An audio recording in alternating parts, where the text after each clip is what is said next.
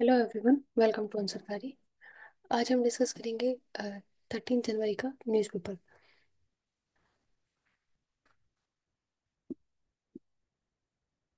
With cane flower to soon sugar production in Maharashtra takes a hit. जब हम production की बात करते हैं तो इसके रिगार्डिंग 4 to 5 इश्यूज के ऊपर हम चर्चा कर सकते हैं। पहला कि अगर जब हम देखा जाता है कि शुगर केन के ऊपर फ्लोवर्स जल्दी आने की वजह क्या है। दूसरा कि किस तरह से ये एक्सपोर्ट को इफेक्ट आएगा। तीसरा कि क्या अ, निर्यात प्रभावित होने के क्या क्या कारण हो सकते हैं, या फिर अलग अलग स्टेट्स के अंदर जहाँ पर इनका प्रोडक्शन किया जाता है उनके अंदर रिसेंट टाइम में किस तरह से जो प्रोडक्शन है उसमें इंक्रीज और डिक्रीज देखने के लिए मिला था। जब हम बात करते हैं कि किस तरह से फसल के ऊपर जो समय से पहले फ्लोवरिंग हो जाने की वजह से जो फसल चक्र है वो छोटा हो जाता है, जिसकी वजह से उसकी उपज के ऊपर प्रभाव पड़ेगा। जो दिखाता है कि किस तरह से जो क्वांटिटी ऑफ प्रोडक्शन है वो भी इफेक्ट होगी। अगर हम कंपेयर करते हैं 2023-24 के प्रोडक्शन को, तो 110.20 लाख टन का प्रोडक्शन हुआ था। वहीं जब हम 24 और 5 के प्रोडक्शन को कंपेयर करते हैं तो 102 लाख टन का प्रोडक्शन हमें देखने के लिए मिलता है। तो एक डिक्लाइन देखने के लिए मिलता है, जिसका कारण है जलवायु परिवर्तन के कारण होने वाले फसलों में बदलाव। जलवायु परिवर्तन की बात करते हैं जिसकी वजह से कभी देखने के लिए मिलता है कि बारिश बिल्कुल भी नहीं होती, जिसकी वजह से सूखा पड़ता है, या फिर बहुत ज़्यादा बारिश होने की वजह से नमी का बन जाना और धूप की कमी के कारण जो सीजन मार्च और अप्रैल में आना चाहिए था वो दिसंबर और जनवरी में ही आ जाता है, जिसकी वजह से जो फसल चक्र है वो छोटा हो जाता है और प्रोडक्शन इफेक्ट होता है। जब हम बात करते हैं शुगर केन की, तो शुगर केन में जो सुक्रोज होता है वो स्टार्टिंग पॉइंट के ऊपर पहुंच जाता है, जिसकी वजह से जो फूल है वो बनने आरंभ हो जाते हैं। सुक्रोज की वजह से ही शुगर केन के अंदर जब हम शुगर की बात करते हैं वो कलेक्ट होती है, तो जिसकी वजह से उसकी क्वालिटी के ऊपर फर्क पड़ता है। इसके साथ साथ महाराष्ट्र और यूपी में जब हम रोग की बात करते हैं तो इसी टाइम पीरियड के अंदर हमें अलग अलग तरह के कीट या फिर पेस्टिसाइड्स की वजह से होने वाले जो रोग हैं वो हमें फसल के अंदर देखने के लिए मिलते हैं, जिसकी वजह से उनकी प्रोडक्शन इफेक्ट होती है। यही कारण है कि जब हम निर्यात की बात करते हैं कि सरकार के द्वारा शुगर केन या फिर अलग अलग प्रकार की फसलों के ऊपर एक्सपोर्ट के ऊपर पाबंदी लगाई जाती है। तो क्लाइमेट चेंज का इफेक्ट फसलों की लाइफ साइकिल के ऊपर पड़ता है, जिसकी वजह से प्रोडक्शन इफेक्ट होता है।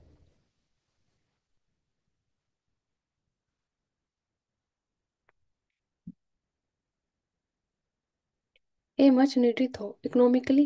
Indian and China need each other. Politically, they must constantly worry about US. जब हम इंडिया और चाइना की बात करते हैं तो हम देखते हैं कि पिछले 30 सालों में 1988 जब प्रधानमंत्री राजीव गांधी जी के द्वारा बेंजिंग की यात्रा की गई थी, उसके बाद से कोई इशू देखने के लिए नहीं मिला था। लेकिन जब हम गलवान घाटी में हुए इशू की बात करते हैं, अगर हम इंडिया चाइना रिलेशनशिप की बात करें तो हम चार ऐसे पॉइंट्स है जिनके ऊपर हम चर्चा कर सकते हैं कि ऐसे कौन से पिलर्स होंगे जिनके कारण इंडिया चाइना रिलेशनशिप मजबूत होंगे। पहला है कि किस तरह से जो सिमेट्री है उसको कंट्रोल किया जाए। दूसरा है कि बॉर्डर नेगोशिएशन होना चाहिए। थर्ड है कि किस तरह से कॉन्फिडेंस बिल्ड किया जाए रिलेशनशिप के अंदर। थर्ड है कि पीपल टू फोर्थ है कि पीपल टू पीपल कांटेक्ट को किस तरह से बढ़ाया जाए, जो कि रिसेंट टाइम में भी देखने के लिए मिला था। जिसके साथ साथ ट्रेड भी एक फैक्टर है जो कि इम्पोर्टेंट रखता है जब हम इंडिया और चाइना की बात करते हैं, क्योंकि इंडिया फार्मास्यूटिकल इलेक्ट्रॉनिक्स और जो जब हम कुछ बेसिक इंफ्रास्ट्रक्चर की बात करते हैं उसके लिए चाइना के ऊपर निर्भर करता है। साथ साथ जब हम चाइना की बात करते हैं तो चाइना के साथ जो ट्रेड है वो सबसे ज़्यादा भारत के साथ किया जाता है, जो कि चाइनीज इकोनॉमी के लिए एक इम्पोर्टेंट पॉइंट है। इसके साथ साथ जब हम पॉलिटिकली देखते हैं कि किस तरह से ग्लोबली इंडिया और चाइना का एक मत हमें यूएस के साथ देखने के लिए मिलता है। तो जो चाइना के अदर कंट्रीज के साथ होने वाले इश्यूज, जिनमें ताइवान के साथ युद्ध, जब हम जापान से संबंधित द्वीप की बात करते हैं जिसमें सेनकाकू आइलैंड और दियाओ आइलैंड शामिल है, उनसे रिलेटेड होने वाले इश्यूज। इसके साथ साथ जब हम साउथ चाइनीज ओशियन की बात करते हैं, जो कि फिलीपींस से जिसके रिगार्डिंग इश्यूज देखने के लिए मिलते हैं, इन सभी के अंदर हमें देखते हैं कि किस तरह से यूएस का इंटरफेरेंस देखने के लिए मिलता है। यूएस के द्वारा जो वेपनाइजेशन ऑफ ट्रेड और टेक्नोलॉजी के ऊपर कंटिन्यूसली जो फैक्ट उठाए जाते हैं, इसके साथ साथ जो वरीज है कि किस तरह से नेम और सेमिंग की पॉलिसी उनके द्वारा अपनाई जाती है, जब हम तिब्बत की बात करते हैं चाइना के द्वारा किए जाने वाले इश्यूज को लेकर, तो इस वजह से देखते हैं कि यूएस के कारण चाइना उन कंट्रीज के साथ अपने रिलेशनशिप बेटर रखता है कि किस जो कि उन्हें इकोनॉमिकली या फिर आने वाले फ्यूचर में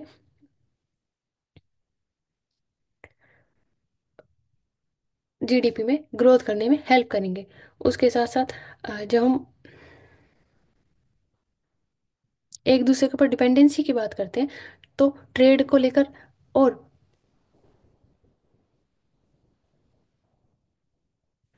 बायलैटरल रिलेशनशिप में BRICS, ASEAN, look east policy जैसी पॉलिसीज को इफेक्ट में लाने के लिए हमें इंडिया चाइना रिलेशन में बदलाव होते हैं या फिर एक स्थिरता देखने के लिए मिलती है, क्योंकि पूरी तरह से इश्यूज को ख़त्म भी नहीं किया जा सकता। जब हम देखते हैं कि किस तरह से दिहांग, दिसपोंग या फिर गलवान और डोकलाम जो जगह है, वहाँ पर कॉन्स्टेंटली जो कन्फ्लिक्ट देखने के लिए मिलते हैं, तो उनको किस तरह से सुलझाया जाए या फिर इन इश्यूज के ऊपर या इन क्लैश को सोल्व करने के लिए कंटिन्यूसली मीटिंग्स या फिर जो बायलैटरल टाइज है उनको सुधारने की कोशिश की जाती है कल्चरल पॉइंट ऑफ व्यू से, इंडिया और चाइना दोनों के द्वारा।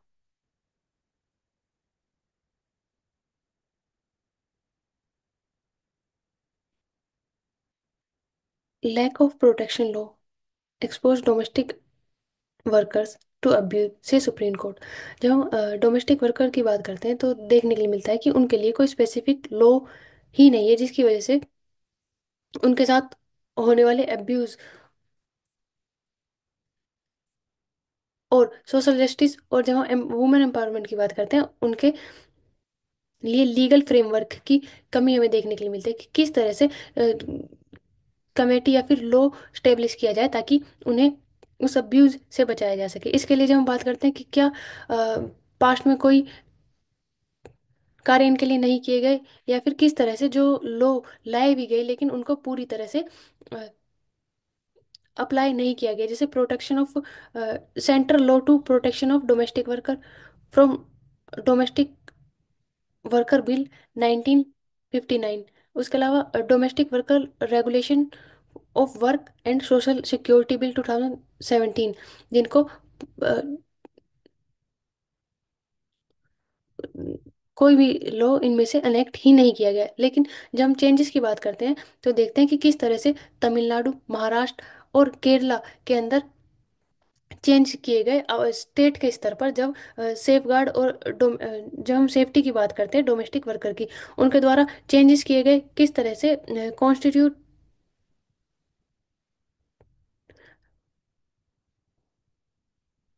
स्पेशलाइज्ड बॉडीज को बनाया गया ताकि जो रिस्पेक्टिव लॉ है और जो एडमिनिस्ट्रेशन के अंदर चेंजेस है उनको लाया जा सके, सोशल सिक्योरिटी और जो बेनिफिट उन्हें मिलने चाहिए उनको प्रोवाइड करवाया जा सके। इसके अलावा चाइल्ड केयर और जो चाइल्ड असिस्टेंस है या फिर जो मेडिकल हेल्प है वो उनको प्रोवाइड करवाई जा सके। उन सभी के साथ साथ स्टेट लेवल पर अलग अलग चेंजेस किए गए। जब हम आर्टिकल की बात करते हैं तो डीपीएसपी में आर्टिकल 39, आर्टिकल 42 और 43 के अंदर 41 के अंदर मेंशन किया गया है कि सभी को मैन एंड वुमेन दोनों के लिए इक्वली एम्प्लॉयमेंट की अपॉर्चुनिटी होनी चाहिए, उनके लिए एक सेफ वर्किंग प्लेस होना चाहिए। उसके साथ साथ जो मिनिमम फैसिलिटीज़ उनको प्रोवाइड की जानी चाहिए वो उनको अवेलेबल होनी चाहिए उनके लिए। Rooftop solar installation scheme reach 8.5% of 1 crore house target. प्रधानमंत्री नरेंद्र मोदी जी द्वारा पीएम सूर्य घर स्कीम योजना को लॉन्च किया गया था, जिसमें 8.5 लाख हाउस होल्ड को अब तक बेनिफिट पहुंचाया गया है कि किस तरह से रूफटॉप सोलर कनेक्शन है जो वो प्रोवाइड करवाए गए हैं, जो कि union ministry of new and renewable energy के द्वारा पब्लिक किया गया था, मिनिस्टर प्रहलाद जोशी जी के द्वारा किया गया था। लेकिन किस तरह से जब हम रूफ टॉप सोलर इंस्टॉलेशन की बात करते हैं, उसके लिए क्या क्या चेंजेस किए जा रहे हैं, तो सब्सिडीज प्रोवाइड करवाई जा रही है। अगर हम 2011-12 और आज के टाइम को कंपेयर करते हैं तो देखते हैं कि किस तरह से जो पिछले 10 साल के अंदर जब एनर्जी सिक्योरिटी की बात करते हैं, जो 50 गीगावाट थी उसको बढ़ाकर 75.52 गीगावाट कर दिया गया है। उसके साथ साथ जब हम टैरिफ की बात करते हैं जो कि grid connected solar power plant के लिए है, वो डिक्रीज कर दिया गया है 80% तक, जो कि 10.95 पर यूनिट है। अगर हम जो कि 2010-11 में सिर्फ 2.15% था। इसके साथ साथ जब हम करंट बेंचमार्क प्राइस की बात करते हैं जिसके ऊपर 13,000 सब्सिडी मिलती है 1 किलोवाट सिस्टम के ऊपर, 16,000 मिलती है 2 किलोवाट सिस्टम के ऊपर, और 78,000 फॉर 3 किलोवाट सिस्टम या फिर उससे ज़्यादा के लिए। इसके साथ साथ federation of Indian chamber of commercial and industries के द्वारा जो रिन्यूएबल एनर्जी का टारगेट है उसको सेट किया गया है कि किस तरह से 500 गीगावाट तक रिन्यूएबल एनर्जी प्रोड्यूस करने के लिए 2030 का टारगेट रखा गया था।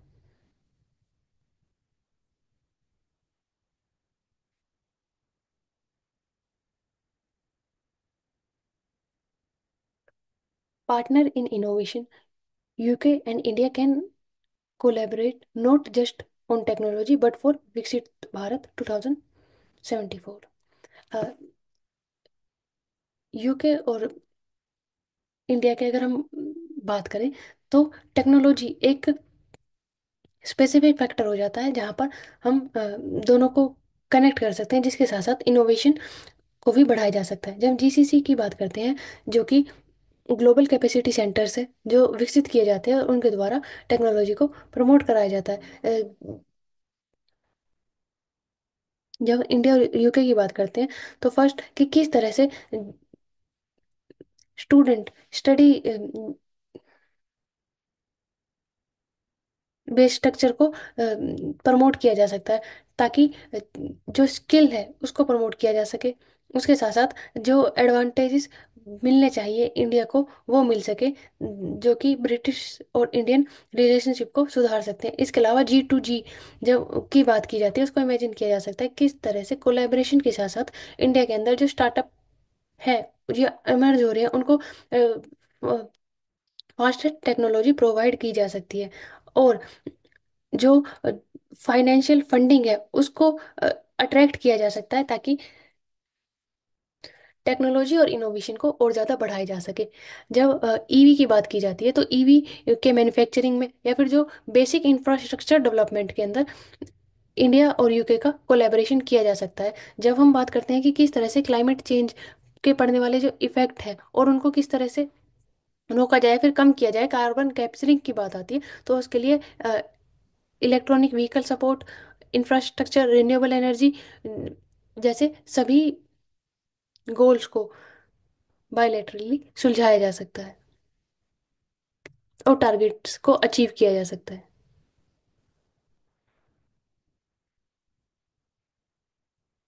फाइनेंशियल फंडिंग की बात करते हैं तो फाइनेंशियल सर्विसेज जो ब्रिटिश बैंक के द्वारा प्रोवाइड की जाती है, इसके साथ साथ जो already developing tech leading solutions है, जो सेगमेंट्स है उनको भी रेगुलेट किया जा सकता है, शेयर किया जा सकता है बेस्ट प्रैक्टिसेस को और स्टैंडर्ड्स को, ताकि इंडिया अट्रैक्ट कर सके ज़्यादा से ज़्यादा जो यूके फाइनेंस फिनटेक कंपनी है उनको, और एक फाइनेंशियल इंक्लूजन को प्रमोट किया जा सके और बेसिक स्ट्रक्चर बनाया जा सके।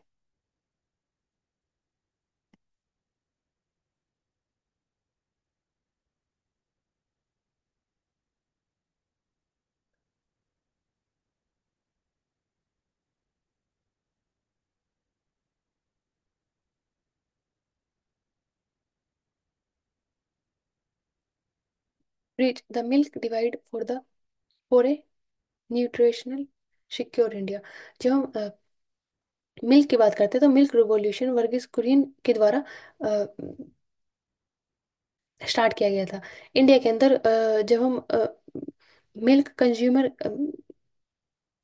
कैपेसिटी देखते हैं तो हमें अलग अलग स्टेट में अलग अलग देखने के लिए मिलती है। जिसके कंजम्पशन की बात करें तो हम देखते हैं कि रूरल रूरल एरिया से ज़्यादा अर्बन एरिया के अंदर कंजम्पशन देखने को मिलती है 30%, जबकि जो मिल्क प्रोडक्शन है वो सबसे ज़्यादा रूरल एरिया में ही होता है। इसके साथ साथ जब हम सोशल ग्रुप्स की बात करते हैं, शेड्यूल ट्राइबल हाउस होल्ड की बात करते हैं कि किस तरह से वो लोग कंज्यूम करते हैं 4 लीटर लेस मिल्क अगर हम कंपेयर करते हैं जनरल कैटेगरी के हाउस होल्ड के साथ। इसके साथ साथ राजस्थान पंजाब हरियाणा के अंदर भी जो कंजम्पशन है उसके अंदर डिफरेंस देखने के लिए मिलता है, जहाँ पर कंजम्पशन 3033 ग्राम से लेकर 333 ग्राम से लेकर 421 ग्राम पर कैपिटल डे एट हाउस देखने के लिए मिलते हैं। भाई हम ईस्टर्न स्टेट्स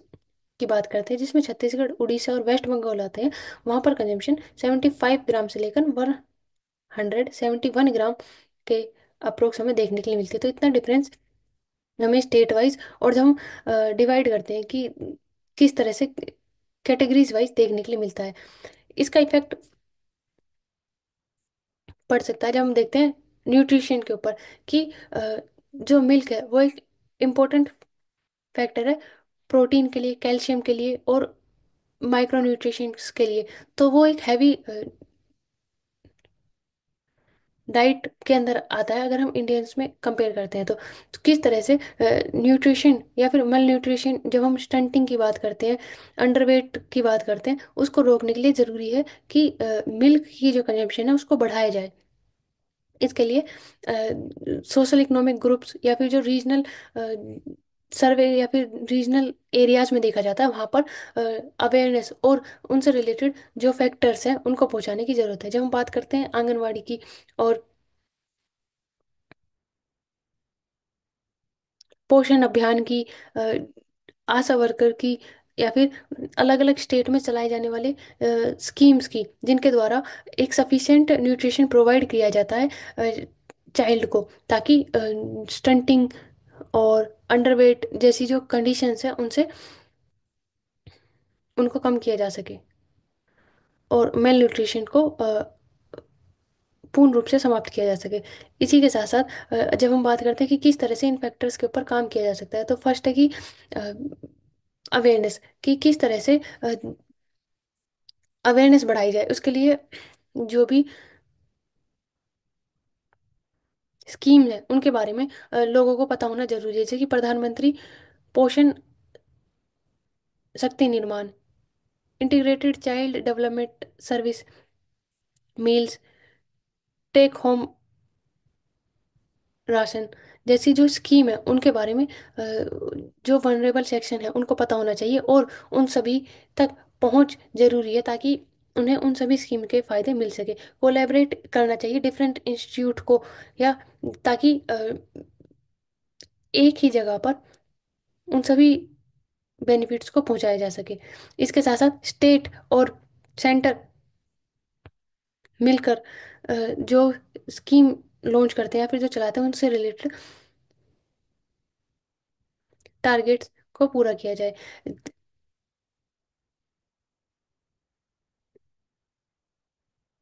जब हम स्टेट की बात करते हैं, आंध्र प्रदेश, गुजरात, हरियाणा, कर्नाटक, तेलंगाना, वो ऑलरेडी प्रोवाइड करवाते हैं मिल्क या फिर मिल्क पाउडर को स्कीम्स के अंदर। बट जब हम क्वांटिटीज़ की बात करते हैं, क्या वो सफिशेंट है? नहीं, लेकिन वो इनसफिशेंट है। किस तरह से? जो अदर स्टेट्स की बात करें, छत्तीसगढ़ जैसी स्टेट्स को वो डिसकंटिन्यू कर देती है प्रोविजंस को। जब हम फाइनेंशियल क्राइसिस की बात करते हैं कि किस तरह से जो फाइनेंशियल प्रॉब्लम की वजह से, तो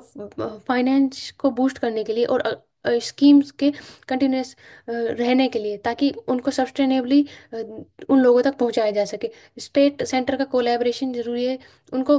परसेंटेज को डिवाइड करना कि 60-40% के अंदर है,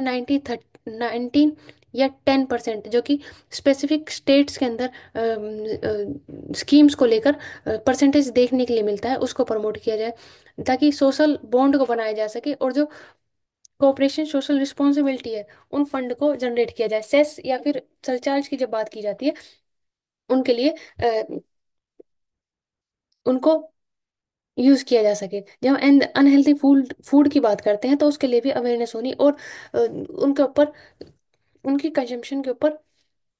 उनको कम किया जा सके। सेकंड है कि किस तरह से जो न्यूट्रिशन बेनिफिट है मिल्क को लेकर, या फिर जो अदर फूड आइटम्स आंगनवाड़ी के द्वारा, या फिर जो अदर डॉक्टर्स के द्वारा, सेल्फ हेल्प ग्रुप के द्वारा, या फिर आशा वर्कर्स के द्वारा, जब हम बात करते हैं child care, mother and child care facilities की, उनके द्वारा प्रोवाइड किए जाते हैं, उनको प्रमोट किया जाए। तो उसके साथ साथ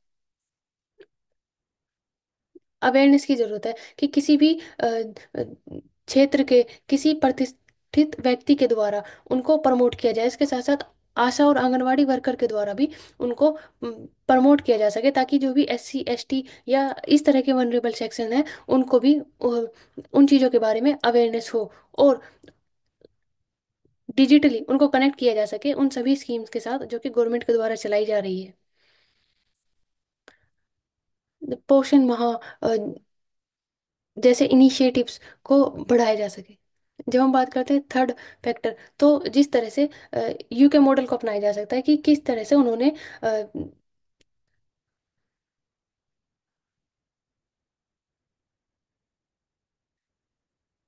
changing for life sugar swipe campaign के द्वारा रिड्यूस किया शुगर और फैट कंजम्पशन को, और प्रमोट किया हेल्दी लाइफस्टाइल को। उसी तरह से जब हम लाइफ की बात करते हैं, किस तरह से सस्टेनेबल लाइफस्टाइल को अपनाया जाए, उनको प्रमोट किया जा सकता है डॉक्टर्स के द्वारा, इन्फ्लुएंसर्स के द्वारा, या फिर सोशल मीडिया के थ्रू अवेयरनेस कैंपेन को चलाया जा सकता है। साथ में पंचायत के द्वारा रोल प्ले किया जा सकता है, किस तरह से ग्राम सभाओं में और समितियों के द्वारा लोगों को अवेयर किया जाए, ताकि जो मेल न्यूट्रिशन और स्टंटिंग, अंडरवेट जैसी समस्याएं हैं, उनको हल किया जा सके।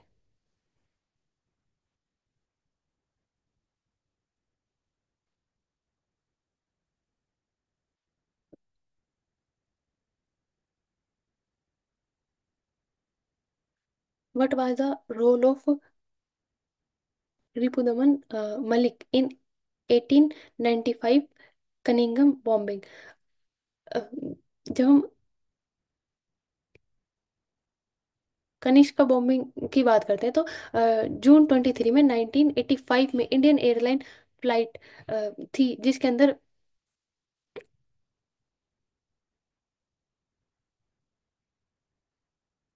ब्लास्ट के कारण हम देखते हैं 329 पीपल की डेथ हो गई। जब हम उनके की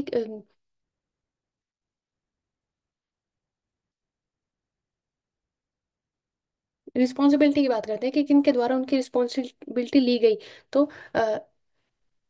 दीपू दमन मलिक थे, जिनको खालसा से संबंधित माना जाता है। उनके द्वारा इसकी रिस्पॉन्सिबिलिटी ली गई थी, जो कि बब्बर खालसा से संबंधित है, जो कि ऑपरेशन ब्लू स्टार का बदला कहा जाता है कि उनके द्वारा इसके थ्रू लिया गया था। जब हम ऑपरेशन ब्लू स्टार की बात करते हैं, तो 1984 में अमृतसर गोल्डन अमृतसर में गोल्डन टेम्पल के अंदर इंडियन आर्मी के द्वारा जो ऑपरेशन किया गया था, उसको ऑपरेशन ब्लू स्टार का नाम दिया गया था।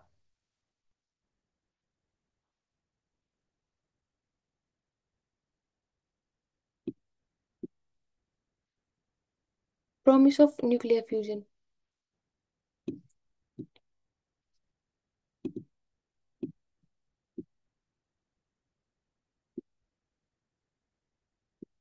तो जब हम न्यूक्लियर फ्यूजन की बात करते हैं, न्यूक्लियर फ्यूजन में अ, दो एटम आपस में जुड़ते हैं और एनर्जी प्रोड्यूस करते हैं, जो कि सूर्य की ऊर्जा का मेन सोर्स माना जाता है, जिनके द्वारा हाइड्रोजन हाइड्रोजन जुड़कर हीलियम बनाते हैं और एक चेन रिएक्शन बनती है, जिसकी वजह से कंटिन्यूसली एनर्जी जनरेट होती है। लेकिन जब हम फ्यूजन की बात करते हैं तो फ्यूजन के लिए बहुत हाई टेम्परेचर पर एनर्जी का होना जरूरी है। जैसे कि जब हम सन में देखते हैं कि किस तरह से उसके कोर में 6000 सेल्सियस डिग्री से ज़्यादा का टेम्परेचर होता है, जिसकी वजह से वो रिएक्शन कंटिन्यूसली वहाँ पर चलती रहती है। क्योंकि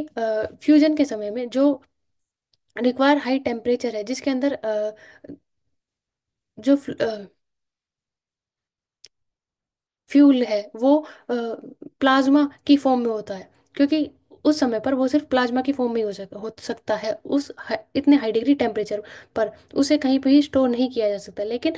जब हम प्लाज्मा की बात करते हैं, जो प्लाज्मा स्टेट है वो पॉजिटिव और नेगेटिव चार्ज पार्टिकल्स के साथ होती है। तो उसे रिएक्टर के अंदर जरूरत होती है कि इस तरह का सरफेस प्रोवाइड करवाया जाए, सराउंडिंग हो, जिसमें मैग्नेटिक फील्ड रिएक्ट करे एक्टिव वॉल्स की तरह, और जो चार्ज पार्टिकल है वो रिस्पॉन्स करे मैग्नेटिक फील्ड के साथ प्रॉपरली, ताकि जो वो प्लाज्मा है उसको यूज किया जा सके उस स्पेस में और उस पर्टिकुलर सराउंडिंग में। बट जब हम इलेक्ट्रोमैग्नेटिक स्ट्रॉन्ग मैग्नेटिक फील्ड की बात करते हैं, तो स्ट्रॉन्ग मैग्नेटिक फील्ड के अंदर कोई ना कोई पार्टिकल मूवमेंट देखने के लिए मिलती है, जिसकी वजह से जो इतनी एक्सट्रीम कंडीशन है वो कभी भी स्टेबल हो ही नहीं पाती। मैग्नेटिक फील्ड में डिस्टरबेंस होने की वजह से उस पर्टिकुलर सराउंडिंग या फिर उस पर्टिकुलर पॉइंट पर पहुंचने साइंटिस्ट कभी पहुंच ही नहीं पाते, या फिर बहुत मिली फ्यू सेकंड के लिए ही वो कंडीशन जनरेट हो पाती है, जिसकी वजह से जब हम न्यूक्लियर फ्यूजन की बात करते हैं तो फ्यूजन की उस कंडीशन तक पहुंचना बहुत मुश्किल हो जाता है। पर कंटिन्यूसली न्यूक्लियर फ्यूजन से रिलेटेड जो कार्य है वो होते रहे हैं। जब हम बात करते हैं कि किस तरह से एनर्जी में ये हेल्प कर सकता है, क्योंकि जब हम न्यूक्लियर फ्यूजन की बात करते हैं तो हाइड्रोजन हाइड्रोजन को जोड़ना है, फिर हाइड्रोजन बम की बात करते हैं, उस तरह से उसको देखा जाता है। अ, जितना जब हम कार्बन जनरेशन या फिर ग्रीन हाउस गैसेस की या क्लाइमेट चेंज पर पड़ने वाले इफेक्ट की बात करते हैं, वह उसको नेट जीरो कर देगा। इसीलिए फ्यूजन के लिए लगातार प्रयास होते रहे हैं। क्योंकि जब हम बात करते हैं कि 1 ग्राम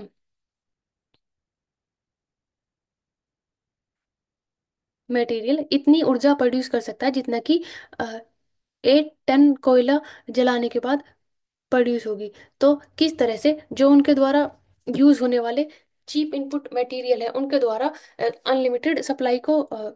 जनरेट किया जा सकता है, जिसमें ड्यूटेरियम टिटेरियम हाइड्रोजन, जो कि हाइड्रोजन के ही आइसोट्रोप्स हैं, उनको यूज किया जा सकता है और जीरो इमल्शन फुटप्रिंट के साथ एनर्जी को जनरेट किया जा सकता है। लेकिन स्टेट उस पर्टिकुलर स्टेट पर ना पहुंच पाने के कारण 2050 या 70 के लिए जो भी नेट जीरो इमल्शन का टारगेट रखा गया है, उसके लिए फ्यूजन को एक ऑप्शन की तरह नहीं देखा जाता है। इसकी बजाय जब हम किस तरह से कार्बन फुटप्रिंट को कम करें, या फिर रिन्यूएबल एनर्जी सन विंड या न्यूक्लियर एनर्जी के द्वारा एनर्जी जनरेट करने की, और एनवायरनमेंट से हार्मफुल गैसों को कम करने के लिए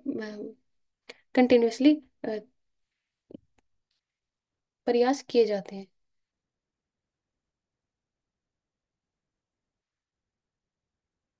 इसके अलावा जब हम फ्यूजन की बात करते हैं तो देखने के लिए मिलता है कि किस तरह से जो प्राइवेट कंपनियां हैं उनके द्वारा उसके अंदर इन्वेस्टमेंट की जाती है। कि अब तक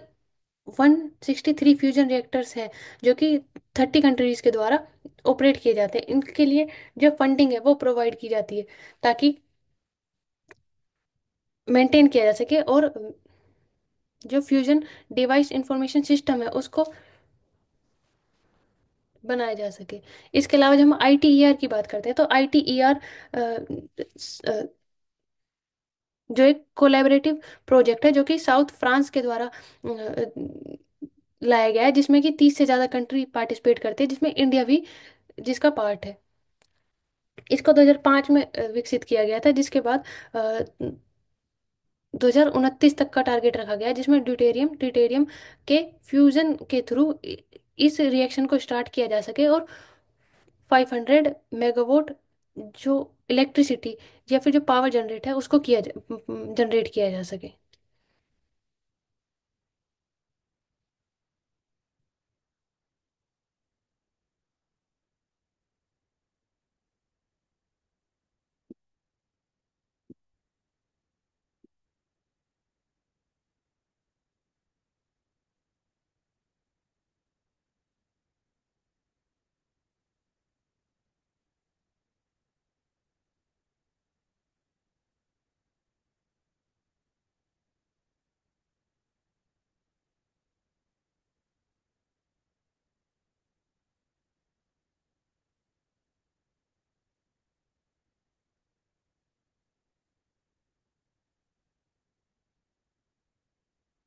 expansion plants at Indian railway, wagon repair workshop.